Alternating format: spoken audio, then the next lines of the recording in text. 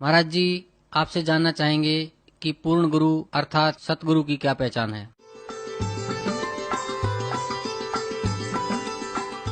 सोई गुरु पूरा कहावे, दो अक्षर का भेद बतावे। अब पूरे गुरु की पहचान बताते हुए बहुत से संतों ने कहा तो सत्य है, लेकिन स्वयं उससे परिचित नहीं। उनमें से एक राधा स्वामी पंथ के एक महात्मा हुए हैं श्री सावन सिंह जी। और श्री सावन सिंह जी व्यास डेरा के संस्थापक श्री जयमल सिंह जी के उत्तराधिकारी माने जाते हैं। और श्री जयमल सिंह जी सीधे शिष्य माने जाते हैं श्री शिवदयाल जी के। राधा स्वामी पंथ के प्रवर्तक कहे जाने वाले श्री शिवदयाल जी के सीधे से श्री जयमल सिंह जी ने पंजाब के अंदर डेरा व्यास की स्थापना की और उनके उत्तराधिकारी श्री सावन सिंह जी। और श्री सावन सिंह जी के शिष्य बिलोचिस्तानी शाह मस्ताना श्री खेमामल जी, जिन्होंने सच्चा सौदा सरसा डेरा में एक डेरा स्थापित कर दिया बेगू रोड पे। और उसी की एक ब्रांच जगमाल वाली और गंगुआ में पहुंच गई श्री सावन सिंह जी के ही विचारों की। और वही एक सावन कृपाल मिशन दिल्ली में स्टार्ट हो गया।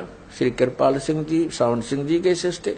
तो उस सावन सिंह जी के क्या विचार हैं वो खुद बता रहे हैं कि गुरु ग्रंथ साहिब में ऐसा लिखा है कि सोई गुरु पूरा कहावे, जो दो अक्षर का भेद बतावे। वो दो अक्षर कौन से? वो सतनाम है जिसमें एक ओम है, एक गुप्त है। और यही श्रीमद् भगवत गीता अध्याय नंबर 17 के श्लोक नंबर 23 में कहा है, ओम तत्सत इति निर्देश है ब्रह्मण तिर्विध समर्थ। ब्रह्मण माने सतपुरुष, अमर पुरुष, परम अक्षर ब्रह्म। ये प्रयवाची नाम है उपमात्मक उस पूर्ण परमात्मा के, पूर्ण ब्रह्म के। उसके पाने का ओम तत्सत, ये तीन नाम के जाप का निर्देश है। और वो तीन विधि से उसकी सिमरन होता है। जैसे सतनाम में दो अक्षर है, इन दोनों का श्वास उ श्वास से होता है, एक का आवे एक जावे। और जो सारनाम है जिसको श्रीमद् भगवत गीता में सत कहा है, तो वो सार शब्द है, सार नाम है, आदि नाम है। उसकी सिमरन की विधि इनसे भिन्न है। वो केवल सुरत और नृत्य से होती है। सतनाम का जाप चार पदार्थ से होता है, सुरत, नृत्य, मन और पवन यानी श्वास। इन चारों को लगाकर सिमरन करना है। वैसे श्वास लेते रहो, ध्यान नहीं है इसके ऊपर तो उसका यूज नहीं। तो ये चारों मिलाकर के जो सतनाम का श्वास उस श्वास से जाप होता है तो वो सही पूर्ण लाभ देता है। फिर जब सारनाम का सिमरन होता है शुरू, उसमें केवल सुरत और नृत्य ही काम करती है। इसलिए उसको अकय शब्द कहा है कि उसको बोलकर बताया भी नहीं जा सकता ऐसे सिमरन करो। कैसे सिमरन कर रहा हूं ये बताया नहीं जा सकता, करने वाला ही उसका अनुभव कर सकता है, महसूस कर सकता है। जैसे गूंगा गुड़ खा के उसके टेस्ट को बता नहीं सकता, एक विशेष प्रतिक्रिया ही कर सकता है। ये राधा स्वामी पंथ के ग्रंथ हैं, ये आपको दिखाते हैं। संत मत प्रकाश हजूर महाराज सावन सिंह जी के सत्संगों का संग्रह भाग 4। ये कहां से छपा ये देखिएगा। ये है संत मत प्रकाश भाग 4, महाराज सावन सिंह जी के वचन है। ये प्रकाशक सेवा सिंह, सेक्रेटरी राधा स्वामी सत्संग व्यास, डेरा बाबा जयमल सिंह, जिला अमृतसर।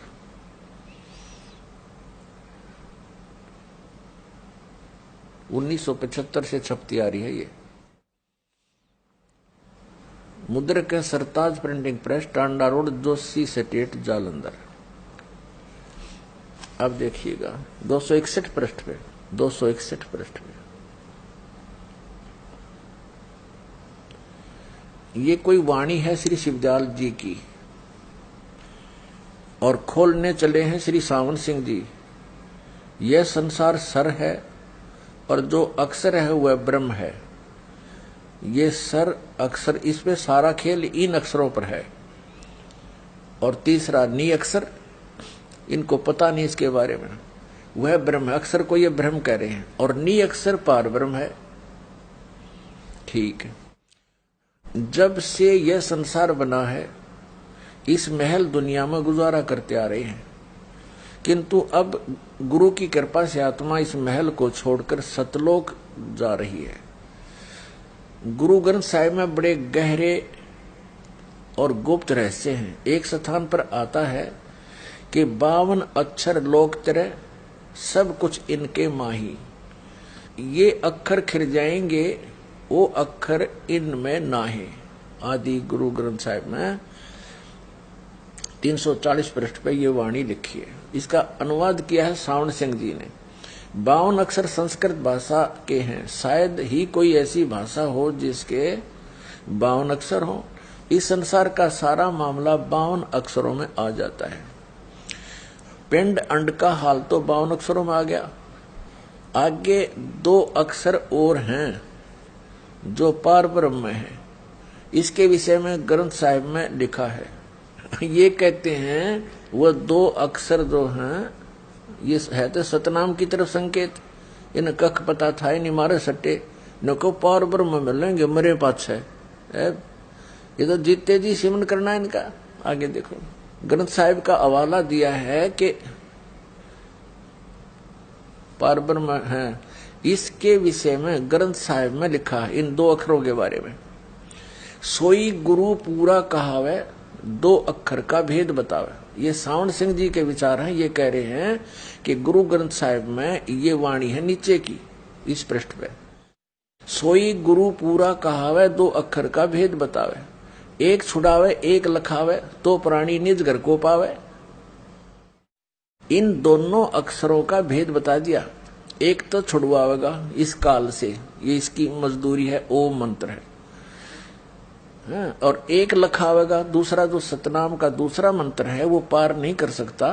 वो केवल अक्षर पुरुष के लोक में ही प्रवेश करा सकता है, उससे आगे नहीं जा सकते। तीसरा मंत्र सार नाम, सार शब्द, विधेय शब्द, अकय शब्द जिसको बोलते हैं, वो पार करावेगा, उससे मोक्ष होगा। वो सार शब्द से, वो भी सिमरन करने का, उसकी भी कमाई करनी है। देखिएगा, सोई गुरु पूरा कहावे, 2 अक्षर का भेद बतावे। सतनाम की तरफ संकेत है, 2 अक्षर का हो सतनाम।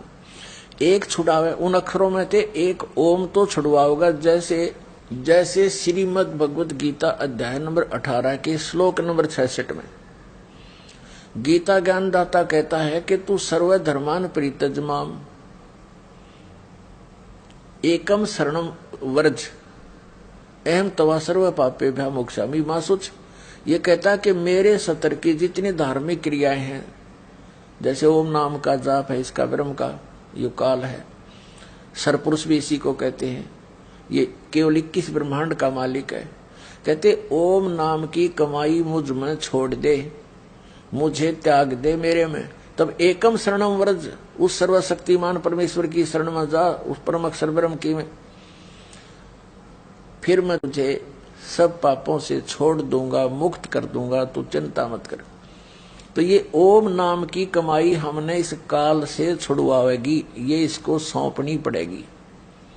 पहले हम क्या करते रहे, ओम नाम का जाप करके ब्रह्मलोक में चले जाते हैं, उस महास्वर्ग में अपनी कमाई बर्बाद करके फिर आ जाते। अब हम इसको वेस्ट नहीं करेंगे, इसका कर्जा तार देंगे। ये फिर हमें मजदूर कैसे बनाएगा जब हमने कर्जा दे दिया इसका।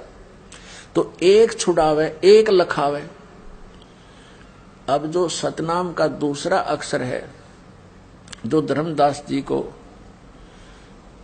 दिया था मालिक ने, सतनाम, वो दिखाया आपको और भी दिखाते रहेंगे। तो दूसरा मंत्र जो है वो अक्षर पुरुष की कमाई है, जो हमें 11वें द्वार से पार करके जाएगा। वो जो दूसरा मंत्र है सतनाम का, वो अक्षर पुरुष का है, उसके साथ संग ब्रह्मांड है। इस ब्रह्म लोक से, सरपुरुष के लोक से हम जब चलेंगे तो 11वें द्वार को सतनाम का दूसरा अक्षर ही खोल सकता है और नहीं खुल सकता। तो जब वो 11वां द्वार हम पार करेंगे तो वहां पर ये सतनाम के दूसरा अक्षर की कमाई काम करेगी और उसकी कमाई का हम टैक्स देंगे, किराया देंगे, रेंट देंगे इसको, क्योंकि सात संग ब्रह्मांड को पार करके हमने सतलोक में पहुंचना है। जो हमारा दूसरा मंत्र है सतनाम का, ये हमें भंवर गुफा तक पहुंचा देगा और वो भंवर गुफा है, वहां एक बैरियर लगा है, वहां से सतलोक दिखाई देना शुरू हो जाता है। लेकिन जिसके पास सार शब्द नहीं है, वो तीसरा नाम विधेय शब्द नहीं है, वो मंत्र उसकी कमाई नहीं है, तो वहां देख सकता है, उसमें प्रवेश नहीं कर सकता 12वें द्वार में। तो इस प्रकार इन तीनों मंत्रों का अपने अपने स्थान तक पूरा लाभ है। तो 3 मंत्र का जाप है। गीता जी अध्याय नंबर 17 के श्लोक नंबर 23 में भी कहा है ओम तत्सत इति निर्देश है। ये सांकेतिक शब्द, ओम तो क्लियर है, ओम तत्सत इति निर्देश है। ब्रह्मणे त्रिवेद समर्थ है। ब्रह्मणे माने सचिदानंद घन ब्रह्म के पाने का, सतलोक जाने का।